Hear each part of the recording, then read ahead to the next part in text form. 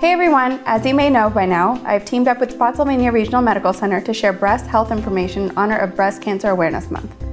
If you've missed my other videos, please make sure to follow my page. I'm posting a video for each week of the month of October. Today I wanted to talk with you about the easiest way to keep an eye on your breast health, and that's by taking the time to do a self-breast exam. I'm not going to walk you through how to do a self-breast exam in this video, but you can check out the link in my post for a great tutorial. I'm going to give you some simple tips on how to conduct the best self-breast exam possible. Just remember these 4 steps: when, look, feel, and write. When. You're more likely to notice differences during your self-checks if you perform them at the same time each month.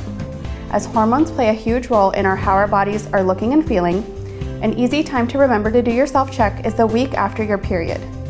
If you're postmenopausal, pick a day each month and stick to it. Number 2, look. Self-breast exams are not just so you can discover if you feel a difference. Cancers can tug at the skin and muscles, visually creating a change on the skin itself. Take the time to examine your breast tissue as you stand in front of the mirror. Number 3, feel. Now lie on your back and perform your self-breast exam.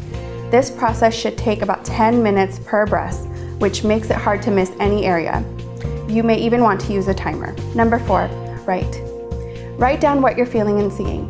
This way you can compare from month to month and note if there are any differences. If you do notice a difference, be safe and reach out to your doctor for a professional opinion immediately.